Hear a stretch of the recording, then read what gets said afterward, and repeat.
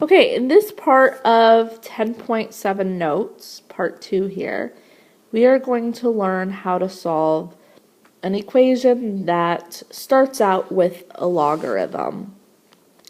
So the first step is you're going to write each side of the equation as a single logarithm. So in section 10.5, we learned properties of logs, so that if we have two logs and they're separated by addition, we multiply. And if they're separated by subtraction, we divide. So if we take a look at our first example here, step 1 we can skip because it already is just one logarithm. Step 2, we're going to rewrite the logarithm as an exponential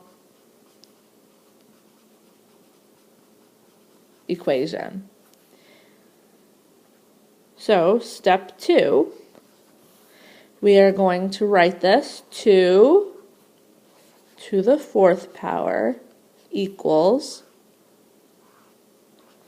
x plus 1. So that's step 2.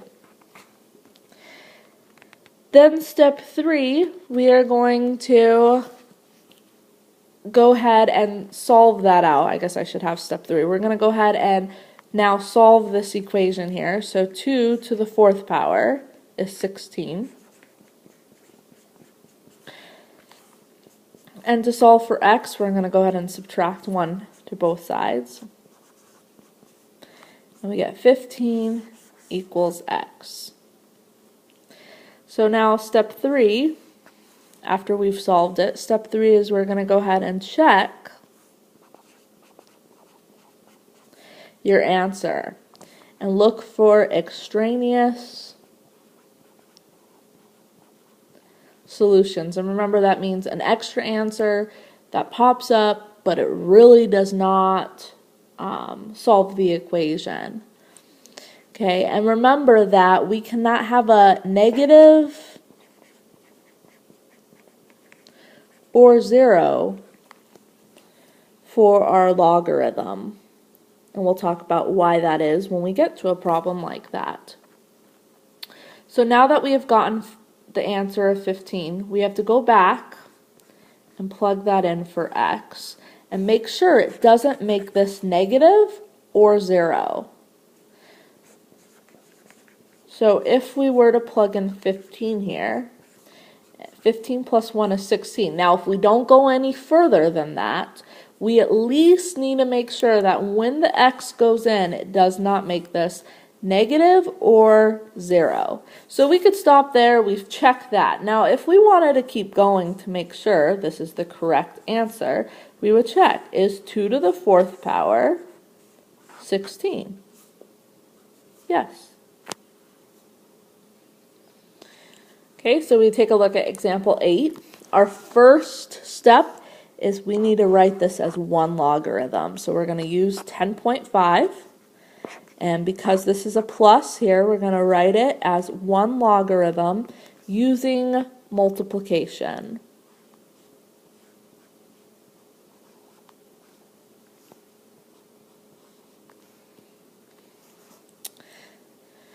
Okay, then our next step is we're going to go ahead and write this as a exponential. So we have 3 to the 2nd power equals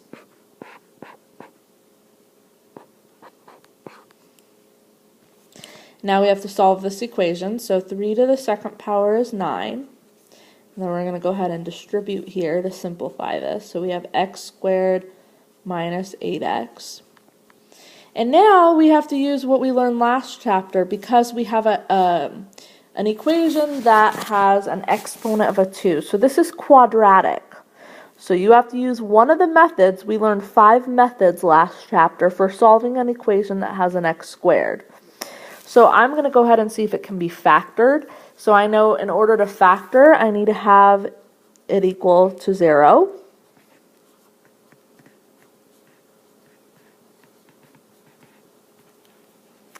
And if I factor this, What numbers multiply to negative 9 and add to negative 8? Positive 1 and negative 9. Then, once we have it factored, we have to set each one of these equal to 0 and solve it. So I'm going to take that over here. So x plus 1 equals 0 and x minus 9 equals 0. And we're going to go ahead and solve both of those. So we get x equals negative 1 and x equals 9. Okay, now we got to check whether those work. So the answers that we just got, 9 and negative 1.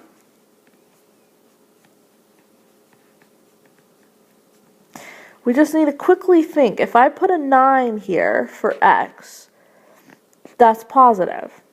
If I plug in a 9 here, 9 minus 8, that's 1. That's positive. So x equals 9, I don't need to eliminate. So now let's try negative 1. So now we're going to plug in the negative 1.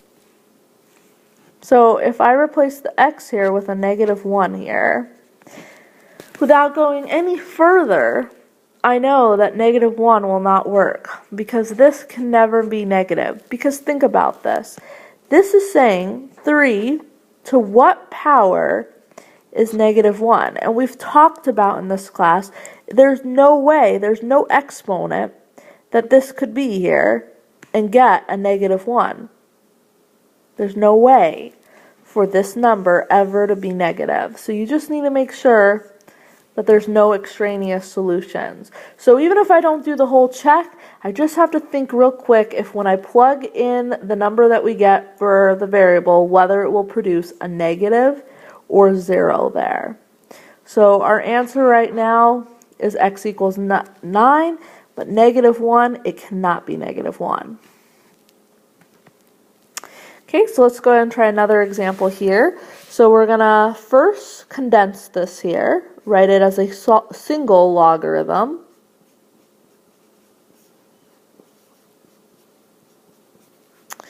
Okay, then after we've done that, we're going to go ahead and write it as an exponential. So 4 to the first power equals x plus 3 over 2x. And 4 to the first power is the same thing as just 4. And now I have to solve an equation that looks like chapter 7. We have a fraction and we have an equal sign. We're trying to find out what x is. So when we're solving an equation that has a fraction, we want to multiply everything by the common denominator, which in this case is 2x. So we'll multiply both sides by 2x. So when we do that over here, we're going to have 8x. And when we distribute this to this, these are going to cancel out, and we're just left with the x plus 3. And now we're trying to get what x is, so we're going to go ahead and subtract x here. And we have 7x equals 3. And then divide by 7. And we get x equals 3/7. Okay, now we have to think about it. If x was 3/7, would it make this negative or 0? So if we think about it here, 3/7 plus 3, that's okay. We're not going to get a negative. And 2 times 3/7, we're not going to get a negative there. So that cannot be extraneous. Alrighty, example 10 here. We're going to go ahead and first, there's a 2 in the front here, and we know that we can write it this way using the power rule. So I'm going to start with that.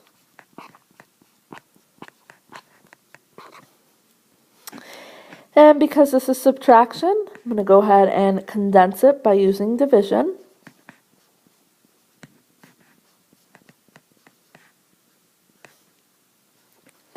And now we're going to go ahead and use write it as an exponential equation. So because this does not have a base written, we know it's implied that it's a 10. So we have 10 to the 0 power equals x squared over x plus 6. And we know that 10 to the 0, that's the same thing as 1. Anything to the 0 power is 1. So when we have a fraction, an equation that has a fraction, and we want to get rid of the fraction, we're going to multiply everything by the common denominator. So when we do that here on the right side, that's going to cancel, just leaving us x squared. And here we're going to have x plus 6 times 1, and if we distribute a 1, it's not going to do anything there. So we just have the x plus 6. So we're solving an equation, and this looks like last chapter. We have something that has a square, so a quadratic. So we have any of those 5 methods from last chapter to solve this. So to solve this, I'm going to go ahead and see if it can be factored. So I know to solve by factoring, it needs to equal 0. So I'm going to subtract x, and I'm going to subtract 6.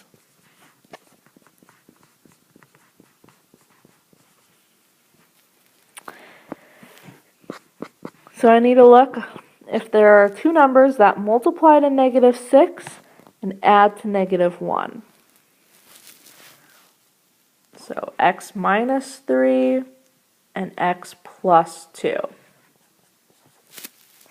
And now we're going to set each one of these equal to 0 and solve them.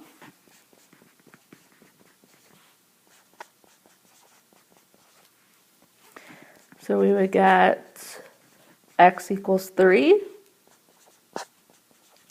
and x equals negative 2. So we got to check whether those are the solutions.